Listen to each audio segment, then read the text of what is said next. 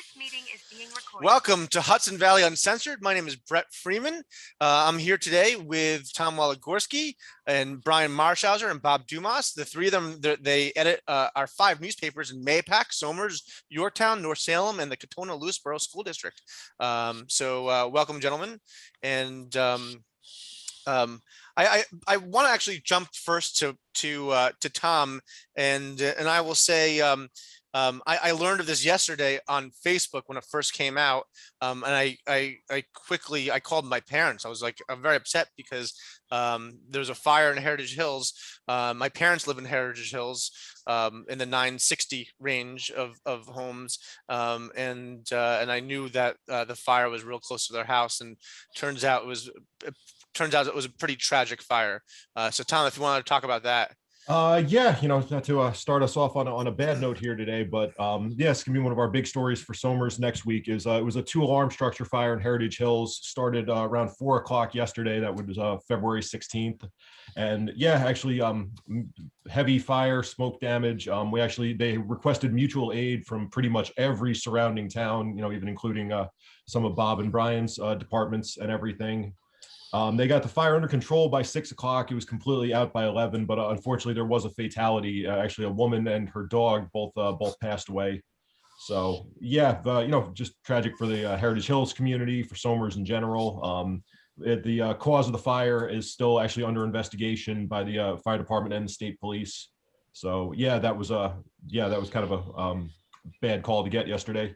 Yeah, and I know there was also some I'm looking at an email actually from my dad, who's been talking to his neighbors, and he apparently, I guess there's a disabled individual who was a former who had been injured as an NYPD detective, and he lives a few doors down from the unit that was destroyed, and he was not home at the time, thank God, because, I think it would have been very difficult for him to have escaped. So especially anybody that's familiar with Heritage Hills, those condos in places are very close together. So no, it's tragic, but this could have been a whole lot worse if, the response wasn't as quick as it was. Yeah, I have to say, I look, I've, when I go to visit my parents' house, anytime there's any kind of big storm with trees go down, I get worried for my parents because there's no basements. Well, I guess every unit is different. My parents' unit, there's no basement, so God forbid there's ever like a tornado or something like that, or a big storm of trees going down. There's Heritage Hills definitely. I don't know. I get nervous with some of that stuff. We're supposed to have a real windy storm tonight. Yeah. Oh yeah. Yeah. I got the alert about it before there. Yeah. I know, Bob. You have a. Yeah, I was waiting for you to bring that up. you have a tree next to your house that I think is probably like the biggest tree I've seen in Westchester or in the Hudson Valley. I don't think I've ever seen a bigger tree in Hudson Valley than next to your house. Yeah, I was funny. I was just looking at it yesterday and thinking, "There's Brett's tree." Yeah. That is like, that's like a California redwood. That's how giant big it tree seems. Looming over Bob's house. Yeah, it's right, literally 20 feet outside my kitchen window, and Brett likes to point out all the time if it ever came down, I'd be in big trouble. Actually, Brian, you have a big tree in front of your house too. Yeah, same thing. I was just staring at them the other day when I was taking my dog for a walk, and because some of them are hanging over the road now, and one of them is kind of dead, and I was like, I know I have to take that down probably within the year, and so I'm like, oh boy, I will tell you when I moved into my house in 2020, well, a tree came down 4 days later after we moved in, and then after that, I just went around my property. We found one tree that we were like, you know what, we're not taking any chances, and but anyway, sorry, this was, I don't know why we got this topic of trees with but this is a horrible tragedy, certainly in Heritage Hills, without a doubt. So I know that just looking on social media, I know that people are talking about what they can do for the people at Heritage Hills. So maybe that could be part of your story also. Just I was just about to say, I've actually just with other stories developing in Somers, like the miniature golf course proposed and just different things like that. I've actually had a lot more interaction with some of the people in Heritage Hills, I guess I would call them community leaders. And it's it's a very tight knit community, and I think that they're already, just from the chatter I've been seeing, they're already working on ways that they can help out everybody impacted with this. So Yeah, yeah. And I guess, fortunately also, I guess, as a condo, for the other families impacted, I'm hoping things get rebuilt quickly for them. And but yeah, maybe How many units were destroyed? It was just I think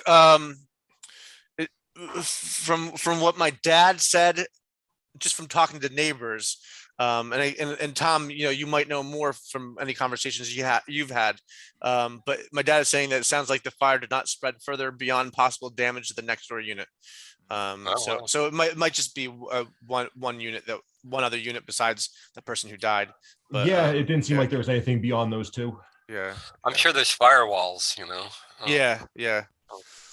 Although I don't know how effective firewalls are. I mean, no, but this is why when everyone, I remember I sat in a Somers Town Board meeting when they debated like these fire codes and what builders are required to use and stuff like that. And this is why this stuff's so important. Everyone wants to rush things through, but yeah, then God forbid when something happens. These are in place for a reason. These oh codes. yeah, they didn't have them. That thing would gone like matchsticks. Yeah. So I want to go to another jump to another hot topic, and it's actually I'm going to go to Brian about the Lakeland School Board, because that's sort of, and I'll tell you, the Lakeland School Board, it seems to be ground zero on a local level for the larger cultural debates taking place throughout the United States. I mean, everyone's heard of Loudoun County, Virginia, and all that stuff. I know in San Francisco, they just recalled 3 school board members, for various issues. And Lakeland seems to be, for some reason, out of all our school districts, Lakeland seems to be just the one that just really gets riled up. Yeah. I mean, I'll set the stage a little bit in the sense that this has been going on for probably close to a year. It's been just, these meetings have been very hostile. And I think a lot of it started when the district started, they haven't implemented any curriculum yet, but they are exploring the diversity, equity, and inclusion, very controversial, that its critics like to say is just CRT in disguise, critical race theory. That really has set people off for over a year now, and these meetings have just been filled with people shouting, interruptions, and the school district hasn't necessarily handled it super well, in my opinion, either, in how they've communicated this. And this has resulted in the resignation of the superintendent back in October. A school board member who is also sympathetic to the DEI cause also resigned shortly after. But the new interim superintendent, she, she's not getting a break. She's not getting, there's no honeymoon period for her. Last meeting was just maybe the worst one we've seen yet. It was a meeting about the 2022-2023 instructional budget. That's what they were trying to limit comments to. And it did not go well. The first speaker gets up there and starts talking about the mask mandate. They cut her mic off. But that didn't stop her. She kept screaming at the podium, saying nobody cares about your budget. You're hurting our children. And meanwhile, and she's wrong about that. People do care about the budgets. Local school That's districts. people's property taxes. Yeah, when that tax bill comes, you'll care about the budget. She says local school districts, by the way, can't control these mask mandates. So they're kind of, and I think the Board of Ed president has even said, like, if I was governor, there wouldn't be a mask mandate. I'd make it optional. So, then the next speaker gets up there and starts talking about how the school district, why are we as taxpayers paying for illegal immigrants in the schools? What are you doing about that topic? Blah, blah, blah. So that's controlled by, I think it's controlled by the federal government. I don't even think it's controlled by the state.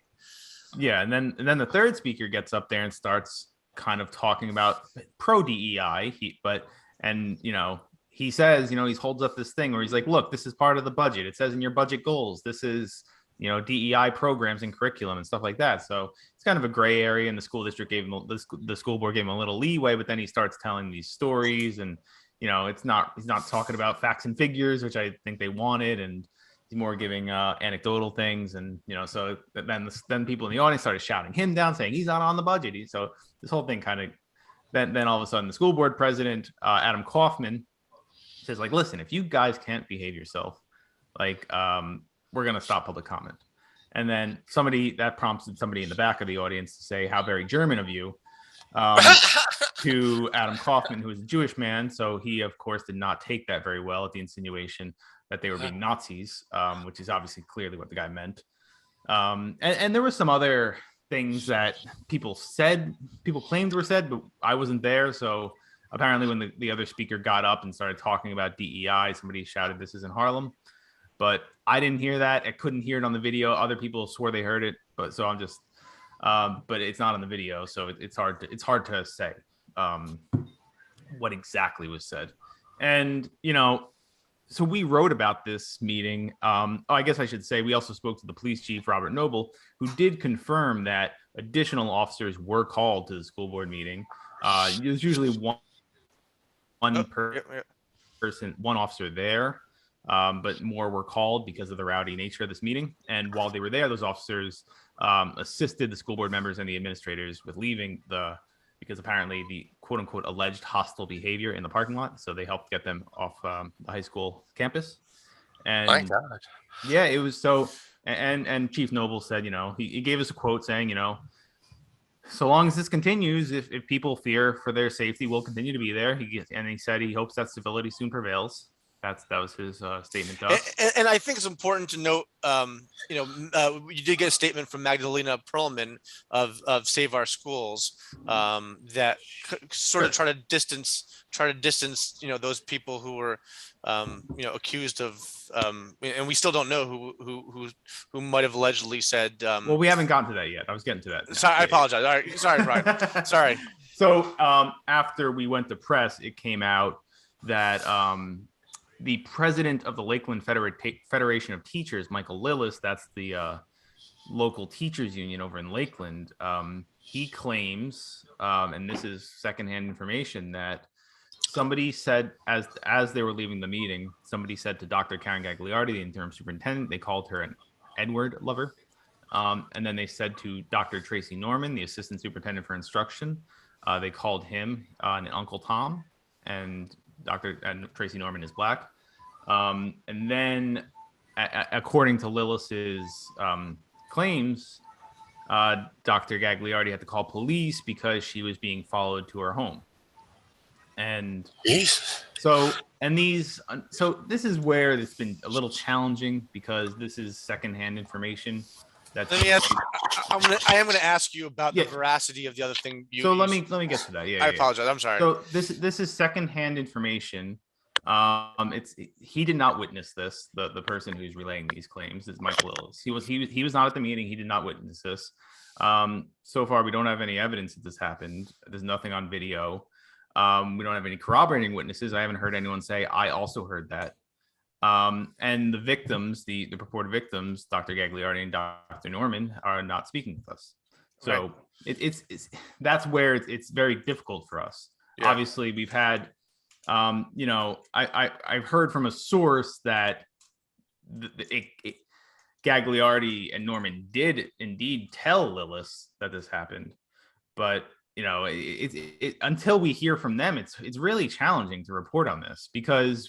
I'm not saying this didn't happen. This very well could have happened to them, but it's kind of this difficult thing about what's the threshold for publishing an allegation, and that's really the challenging I'm facing. I know that Michael Lillis is pretty reputable source in the sense that he's teachers union president. He's not like just anyone making these allegations. So they are coming for a pretty reputable person, but at the end of the day, there's still secondhand information, and he didn't witness this, so it's really hard to report on. But you did see another thing. Do you want me to even mention it, or is it totally crazy? It's I don't really want to get into it because it's just anybody making allegations. I mean, the thing you're saying is that yes, somebody also claimed that a Yorktown for Justice person was acting rowdy and was harassing both verbally and physically. But we don't know that. We don't know if that. We have no yeah. clue if that's true. Yeah, I mean, yeah. they say they saw it, but there's no evidence. Yeah. And so I mean, it's really hard when you have all these disputing, claims going around about what happened, and unless somebody was there to witness it, it's really hard to publish these allegations. Yeah, of course. Well, So yeah, it's that's kind a of challenge I face. irresponsible to move forward, with that. And I will say this, I mean, I'm not gonna. I think this is, not at this moment. I do want to move forward. So, just for time constraints, I'm not gonna. Of course, I'm of not gonna get course. into my opinions about the various topics. That could be for a Yeah, whole other I think topic. I think that's also getting off topic and getting away from the issue. But I was Yeah. but I did want to say one thing, and it's a shame that this happened for two reasons. It's a shame it happened because, obviously, if it happened, the alleged victims, that's horrible what they experienced, and I feel terrible for them. Someone feeling threatened, being followed home, that's terrible, and having epithets being hurled at people is horrible. So for the victims, it's terrible. And but I also think it's just terrible for just having a conversation, about whether things are good or bad in terms of policies. Let's have debates on policies, and let's be civil. And I do think, I do think there's good people on both sides of these debates, that have good intentions, and it stinks when kind of when a couple of people really spoil that for other people who are honest. And Yeah, I suspect the people who showed up and made these, who were shouting from the, the peanut gallery, I suspect they were not interested in dialogue. I suspect they came there to make a disturbance. Yeah. And they kind of got what they wanted, I guess, so. Yeah, absolutely. Bob, I muted you because you were making all this shuffling noises with your hands. And then I realized I wrote a chat telling you, I muted you for that reason. And I realized we're recording this video and people are going to see what I wrote to you. So anyway, you can feel free to unmute yourself. But you were making quite a bit of noise with whatever you were shuffling. Anyway, and in that spirit, Bob, I'll go to you if you can unmute yourself. Bob, can you unmute yourself? Maybe not. Oh, there we go. There. Okay. I was having a sneezing attack, and so I kind of threw my headphones off so I wouldn't make any noise. So well, Bob, I will tell you this. God bless you. Yeah. And it just came up on me out of left field, so I didn't have a chance to mute myself. Yeah. So just since we're talking about school boards and mask mandates, I guess I'll segue into mine. Mahopac's has its issues with that, with people coming to school board meetings and complaining, but obviously not on the scale that Lakeland has had. People get up and are shaking their fists and would like Mahopac to defy Albany and stuff like that. Of course, they're not going to do it, but what's going to happen tonight, that would be the 17th at the school board meeting, is they're going to have a presentation from a committee that they've formed called the Education Reform and Advocacy Ad Hoc Committee, which is a committee that's made up of board members as well as community members. And they're going to present their advocacy plan for local control.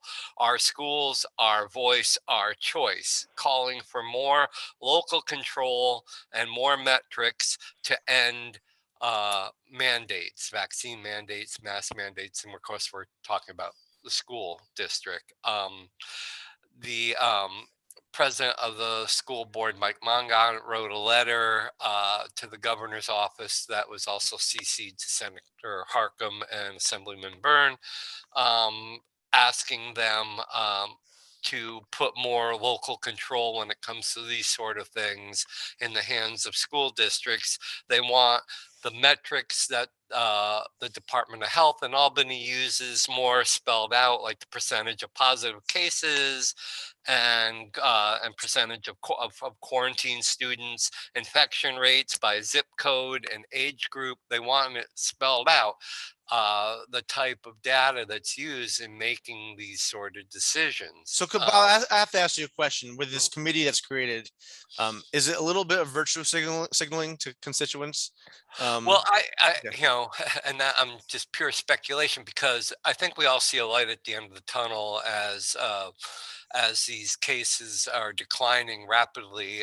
In fact, Putnam County ended its vaccine and testing sites in Cold Spring and Carmel last week. It was my front page story because of they used to, a month ago, there was lines around the block, and now it's crickets chirping. Nobody's showing up for these things, so they ended them. So, so to have this, put an end to mask mandates when I think it's going to end organically anyway, might be something for the benefit of the audience, if you will.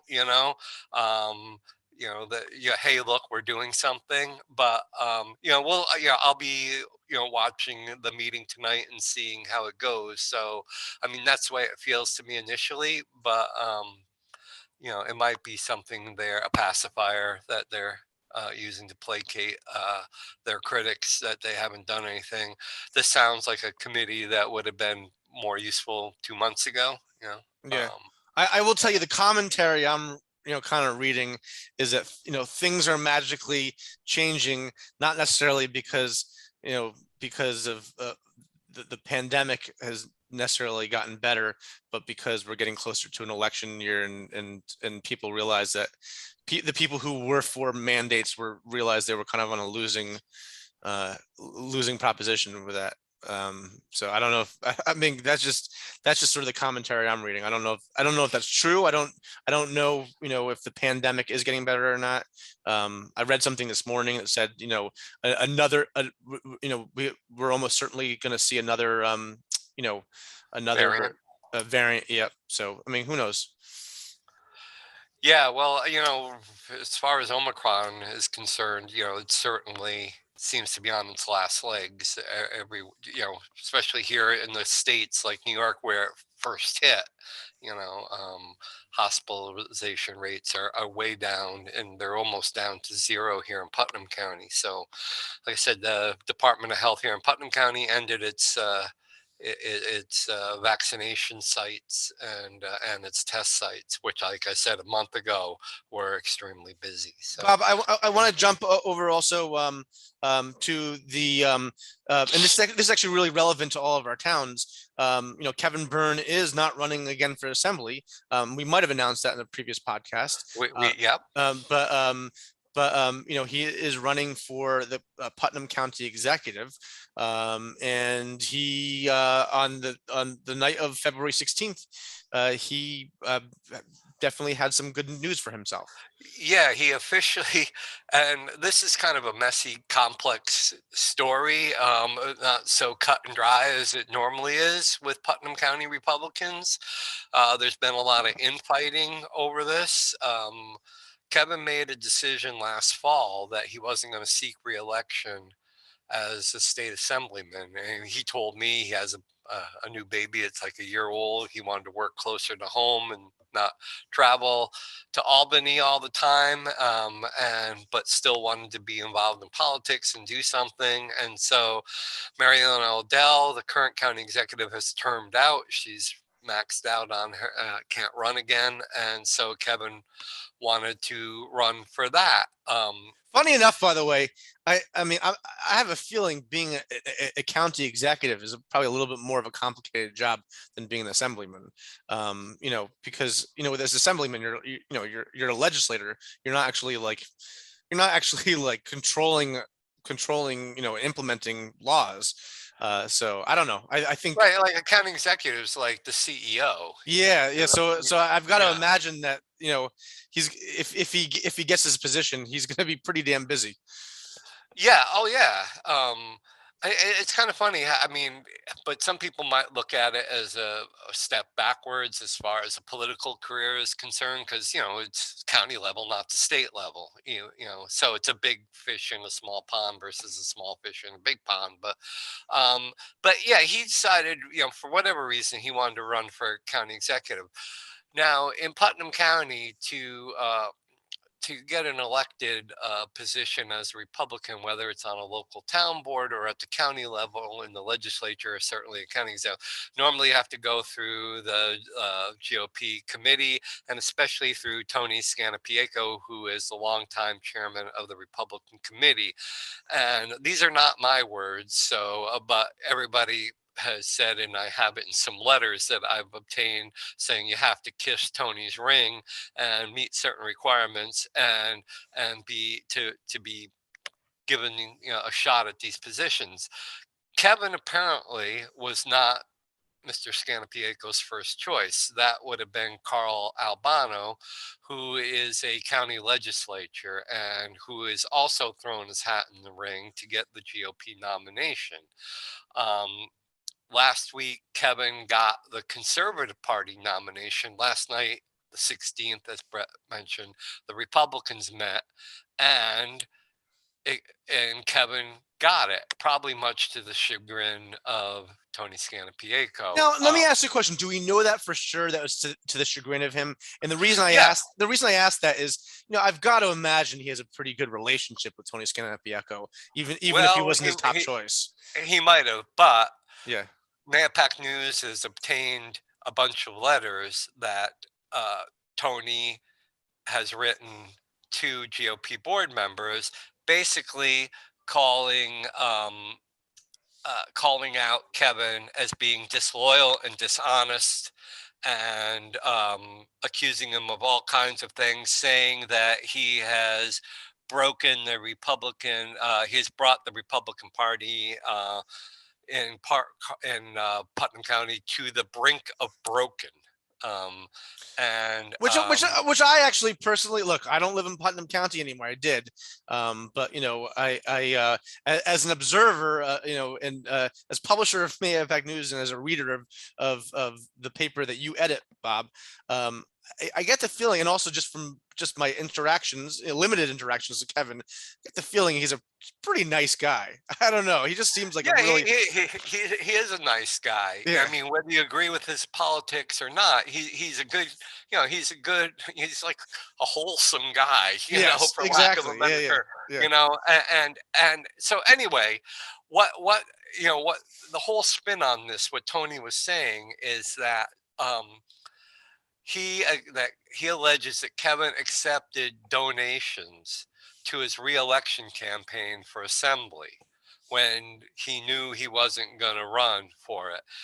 Kevin claims he hadn't made a decision yet. He had a website, he collected donations, and right away, as soon as he made the decision to run for county executive, he offered everybody their money back that donated. And he said 0 takers. Even and that being said, I think is a pretty regular occurrence in politics. I think people all the time, they develop these PACs and then they give money to other candidates, and right. And what Kevin did is, some people who said they didn't want their money back, he said, well, how about I donate it to your favorite charity? And they said, okay, do that. So Kevin took some of the money that he got. So I have the letter that Tony wrote to other GOP board committee members. I have the letter of Kevin responses who refutes it, like bullet point by bullet point, all the claims. And we'll be writing about this. Tony refers to Kevin's conservative nomination as wag the dog nonsense. In other words, he's assuming that he's implying, it was the tail wagging the dog there with Kevin getting the conservative nomination now. And he was basically saying, let him have that line. And he was encouraging everybody to vote for, even though he doesn't use him by name, but vote for Carl Albano instead. Last night, that didn't happen.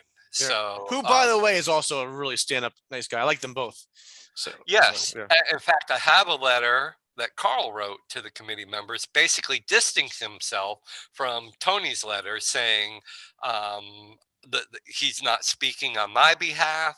I met with Kevin last October. We sat down and we both agreed to run a clean campaign. So I have nothing to do with these letters that Tony Scannapieco is writing to everybody. Also have a letter from a gentleman named Nick Fannin, who is also on the GOP committee and is Mary Ellen Odell's former campaign manager. Mary Ellen was at Carl Albano's party 2 weeks ago when he announced his candidacy, but Nick came out defending Kevin, basically saying he has been, he has carried, he has helped Republican candidates, and it pains to see me, who has helped it pains to see me, Kevin, treated like this when he's helped to build the Republican brand in Putnam County. So So it's like a family squabble in a sense. yes, yeah, Yeah. definitely. Yeah. And it's kind of surprised because I know Tony likes to keep everybody on the same page and marching to the same tunes. But we saw it a little bit last year with the local election in Carmel, with Aaron Crowley and some of the other Republicans forcing a primary, and we saw what happened to her, and so when it comes to this, they do not fight cleanly, so No, they don't, and Tony hasn't. I mean, with investigating people, I think just investigating people's backgrounds is kind of, it's not like this is on the federal level, so it almost seems unseemly. yeah, Yeah. who knows what goes on, in the smoke-filled back rooms, Yeah, but I mean, and then people investigated Tony also. I mean, I also think that's unseemly.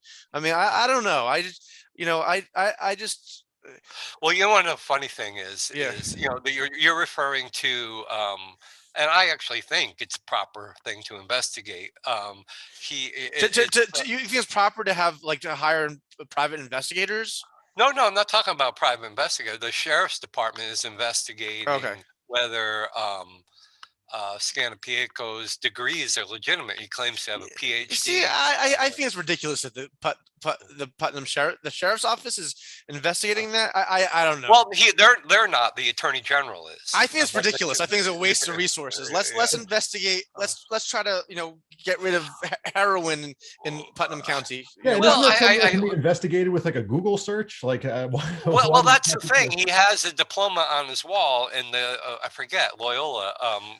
They don't offer a doctorate program in whatever he says he has, and he uses it, on official stationery. So there is some, it is against the law. Yeah. I mean, don't get me wrong. I mean, I feel like it seems like Scannapieco. I mean, he sort of invited the scrutiny onto himself because he investigates everyone else. But I don't know. I think the back and forth is just kind of unseemly. But I think the average person doesn't care and thinks it's ridiculous. But I don't know. That's just me. These letters that Tony wrote, it's kind of humorous. When I received it and I read through it, I was kind of appalled at how poorly written it was and all the typos and poor syntax and stuff like that. But I thought, oh well. And then Scott Reing, who is chairman of the Putnam County Democratic Committee, took it and took a red marker and corrected it. I saw that. And he printed it on and he put it on Facebook, and it's pretty humorous. And everybody's like going, so this letter was written by a person with a PhD. Yeah, I think what Scott Reing did. I saw that. I thought that was cruel. I just don't like when people are cruel to one another. And frankly, when did that happen? What? Nothing. No, I mean, look, because I don't like when people are cruel to us. I mean, I look at commentary that on some of the social media about us. I don't know. I think people can be. See, I don't find that being cruel at all. I think people can be nasty. I don't know. I think because of social media, we just evolved into just nastiness. Let's move on. I'm sorry. I apologize to Brian and Tom here. But I know it's fun stuff though. Yeah. But. So I know Brian or Tom, I'll jump back to you. I know you wanted to talk about some of the stuff going on, with the Board of Education in your towns. Yeah, just Board of Education meetings, and this kind of Yeah. piggybacks off the earlier thing. Just the masks, obviously not to the degree that Brian's dealing with in Lakeland over there, but the mask mandates and everything have still been a topic of conversation. More so in Somers, we had a few concerned parents get up and just the same thing, kind of like Bob's people, where they want the school board to defy Albany and go against these mask mandates. It seems like this is sort of petering out. Both districts are going to be reevaluating after winter break, which we're kind of right in the middle of now. So yeah, I don't know. It seems like the way the wind's blowing is that this is going to be over sooner rather than later. At least hopefully for now, kind of get back to normal. But it's going to be on transportation and transportation and sports will still be required. And transportation, I know that's because of a federal thing, right? Right. Yeah. Okay. And why sports? Sports, because it's like with depending on, it'll be a little different. I've actually yet to talk to the athletic director about what the spring sports are going to look like, but things that they consider like contact sports. So, coming into like lacrosse season and things like that. So, but yeah, that'll be to see. And again, transportation, because you also are playing against students from other schools and districts, and you don't know what kind of mandates they have. Yeah. Okay. Interesting. Brian, I'm going to jump back to you. We're going to end this soon because I actually have another Zoom call. So I do have to get off fairly soon. But I know you wanted to talk about a couple of things with the Yorktown School District and also, electric bills. I know that's been the big hot topic, and finally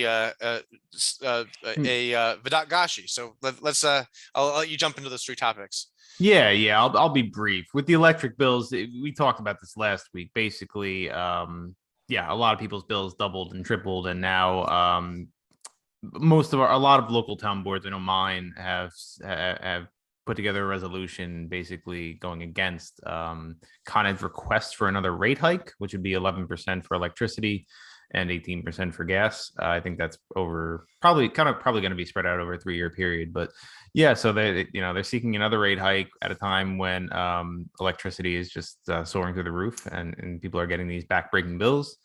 So that's obviously unpopular. The town held a rally at Jefferson Village last week where most of the residents there, the senior population, has electric heat. So that was it was tough month for them.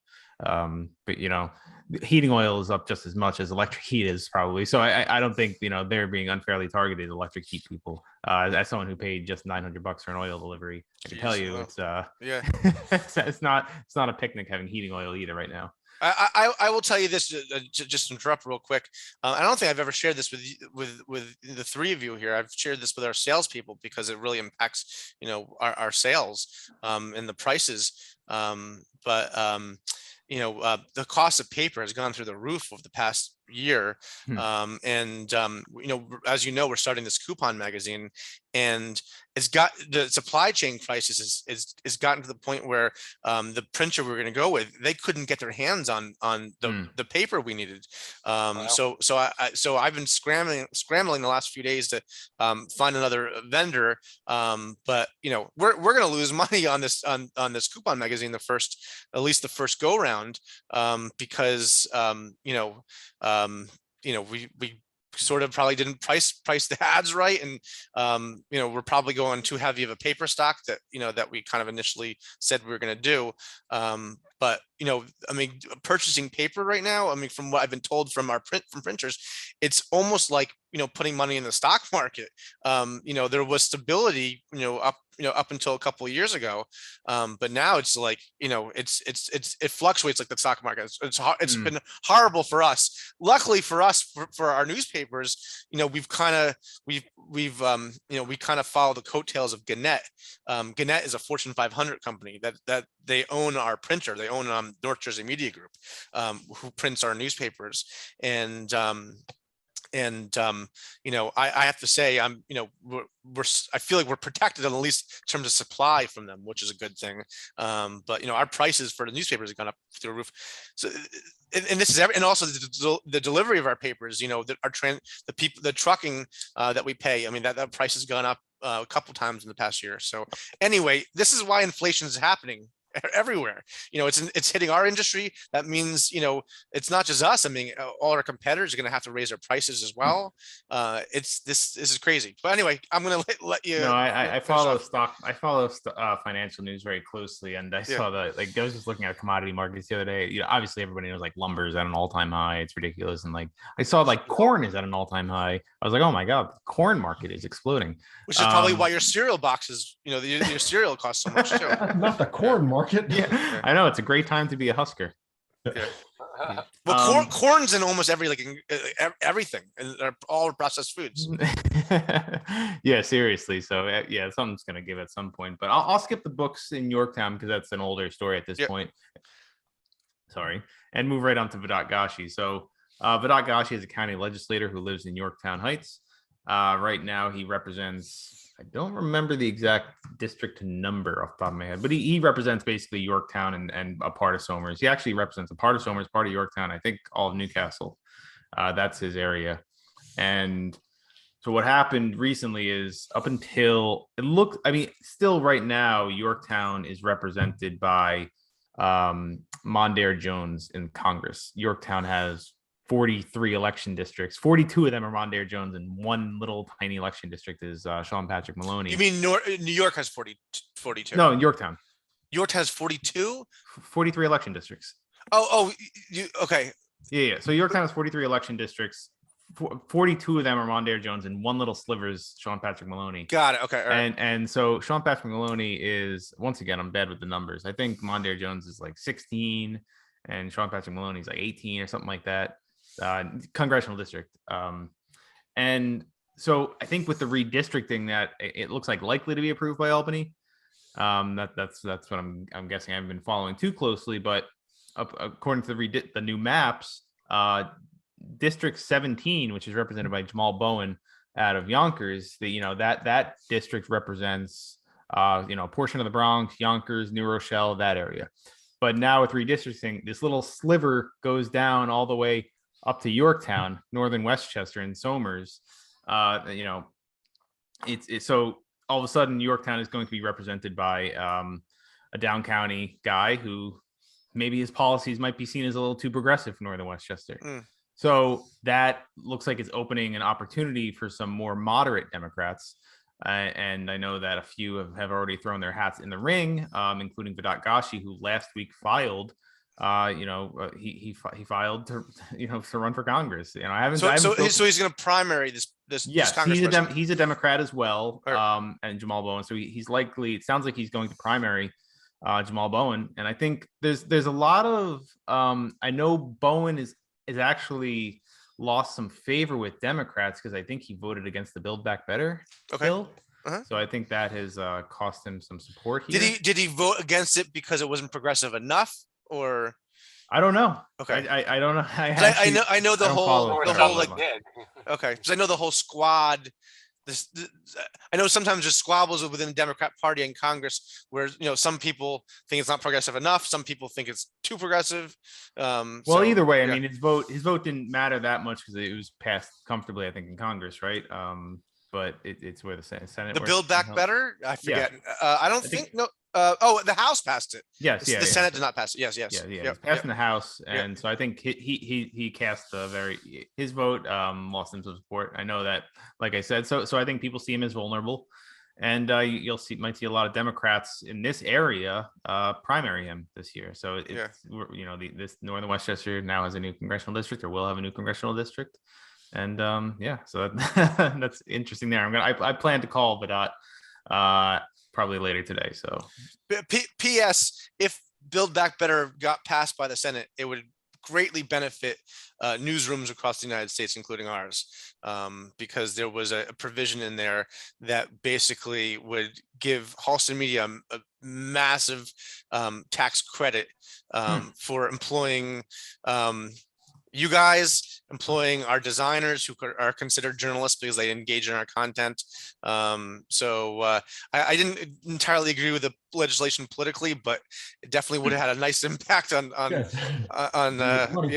exactly. So anyway, gentlemen, thank you very much. Have a great week. I got to jump to another Zoom call. Thanks, Brett. Thanks a lot. Bye, everybody.